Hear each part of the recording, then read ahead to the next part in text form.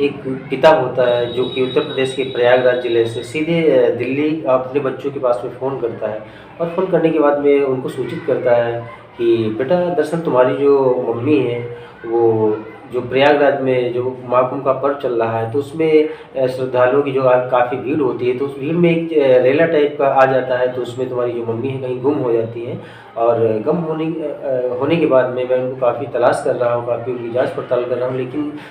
फिर भी भैया उनकी कोई जानकारी नहीं मिल रही है। हालाँकि उनको ढूँढने के लिए और उनकी जाँच पड़ताल करने के लिए जो मेला मैदान में खोया पाया विभाग है, वहाँ पे भी मैंने जाके सूचित किया है और जिस मेला क्षेत्र में वो खो गई हैं, वहाँ का जो नज़दीकी पुलिस स्टेशन है, वहाँ पे भी जाके हमने जो पुलिस की टीम है,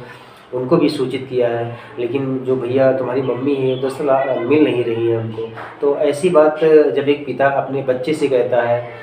तो उसके बच्चे परेशान होते हैं और परेशान होने के बाद में दोनों बच्चे अपने मामा के पास में फ़ोन करते हैं और उनको इस सारी घटनाक्रम की कहानी बताते हैं। इसके बाद में उस जो गायब महिला हो जाती है उसके 2 बेटे होते हैं, दोनों बेटे और उन लड़कों का मामा ये सीधे निकलते हैं उत्तर प्रदेश का जो प्रयागराज है ज़िला है वहाँ के लिए निकलते हैं और निकलने के बाद में दरअसल जिस घटनाक्रम का खुलासा होता है जब वो महिला खो जाती है तो लोगों को विश्वास नहीं होता है कि आदमी जिस औरत के साथ में अग्नि देवता को साक्षी मान के फेरा लेता है हिंदू समाज में और एक आदमी जो अर्धांगिनी के रूप में एक औरत को स्वीकार करता है तो वो आदमी क्या अपनी पत्नी के साथ में इतना घिनौना कृत्य कर सकता है या उसका कत्लेआम कर सकता है। तो मित्रों आज की कहानी के माध्यम से दरअसल हम ये जानने का प्रयास करेंगे कि वो जो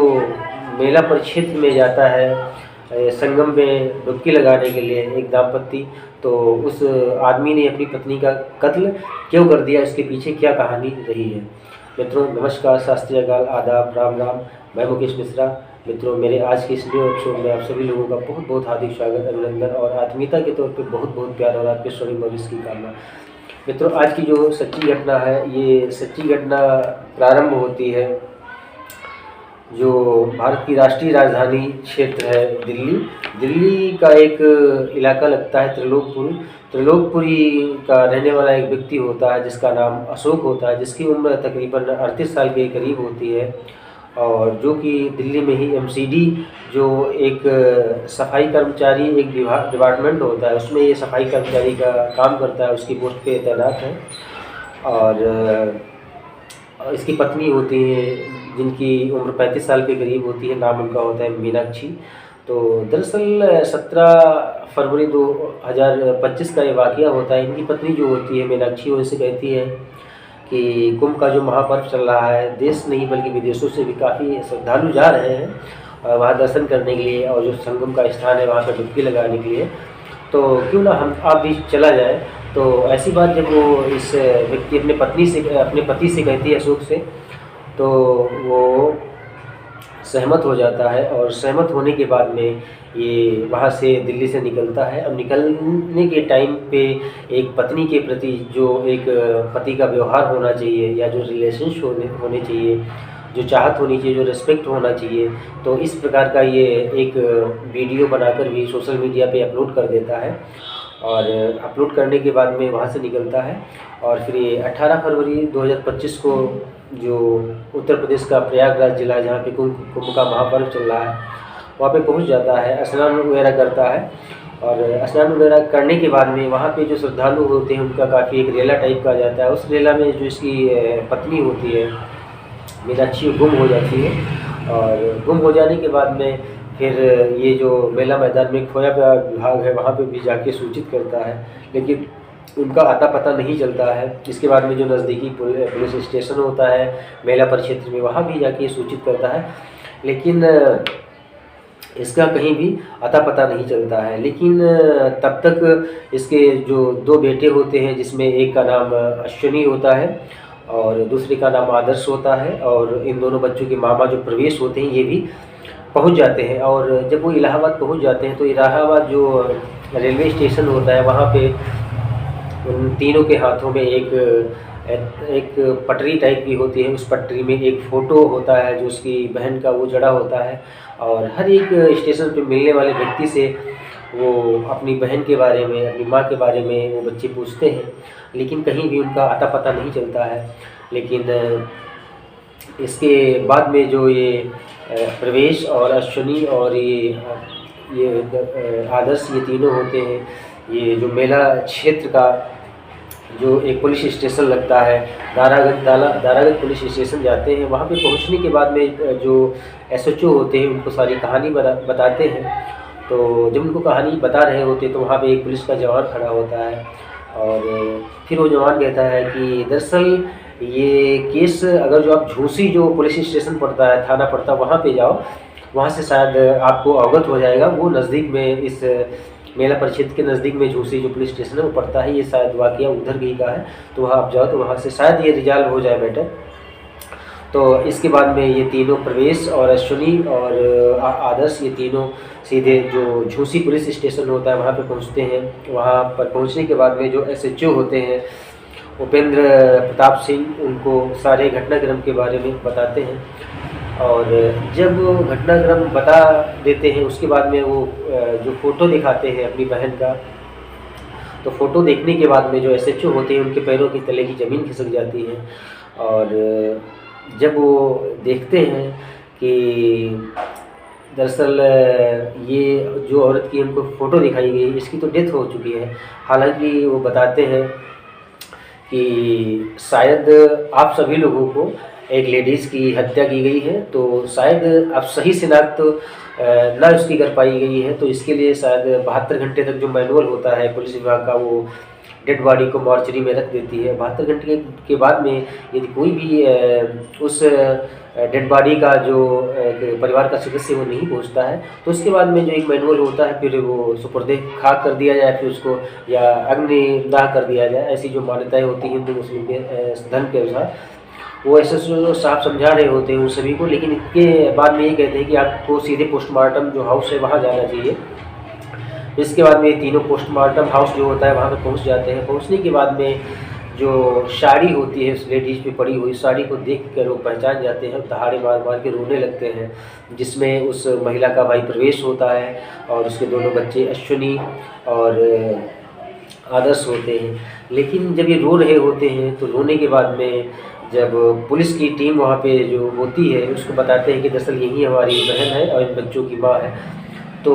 पुलिस की जो टीम होती है दरअसल पूछती है किसके साथ में आए थे यहाँ मेला परिक्षेत्र में, तो बताते हैं जो हमारे बहनोई साहब हैं जिनका नाम अशोक कुमार है, उनके साथ में आए हुए हैं। अब पुलिस की जो टीम होती है सक्रिय हो जाती है और जिस लॉज में दरअसल ये रुके होते हैं उसी लॉज के पास में जितने भी सीसीटीवी फुटेज होते हैं उनको खंगलवाया जाता है। तो उसके बाद में पता चलता है कि एक लॉज होता है, उस लॉज में ये रुकते हैं। वो लॉज जो आज़ाद नगर एक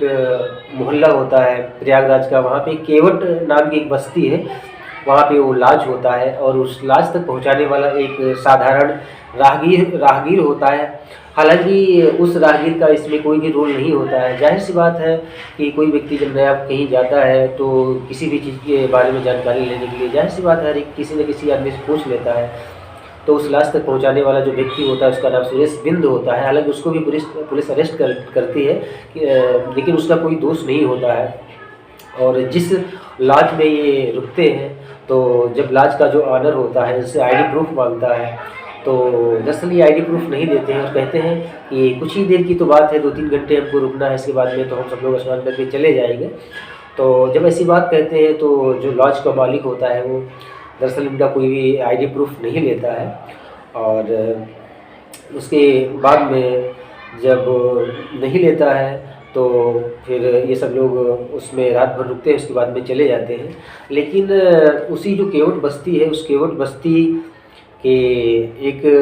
जो लॉज है उस लॉज में 2 पुलिस के जवान रहते हैं किराए से और एक सब इंस्पेक्टर रहते हैं। तो वहाँ का रहने वाला एक व्यक्ति होता है, वो दरअसल बाथरूम करने के लिए जा रहा होता है। सुबह तकरीबन 6:30 बजे का ये वाक़या होता है। 19 फरवरी 2025 की बात होती है, जब वो जा रहा होता है तो देखता है कि एक पड़ोस में महिला पड़ी हुई है, उसके जो शरीर पूरा है खून से लथपथ है, उसके शरीर से काफ़ी खून भी बह रहा होता है। तो ऐसी जो घटना होती है पुलिस की टीम को सूचित करता है, सूचित करने के बाद में जो पुलिस की टीम होती है उठाकर उसको ले जाती है पोस्टमार्टम के लिए।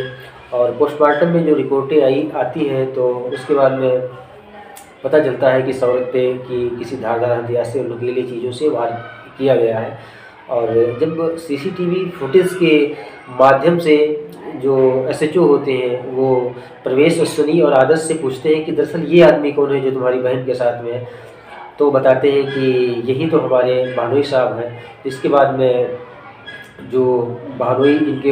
होते हैं अशोक को अरेस्ट किया जाता है और अरेस्ट करने के बाद में पुलिस उससे पूछताछ करती है। तो प्रथम दृष्टया में तो ये पुलिस की जो टीम होती है इसको गुमराह करता है, लेकिन जब सख्ती से पुलिस की टीम जांच पड़ताल करती है, पूछताछ करती है इससे, तो टूट जाता है। टूटने के बाद में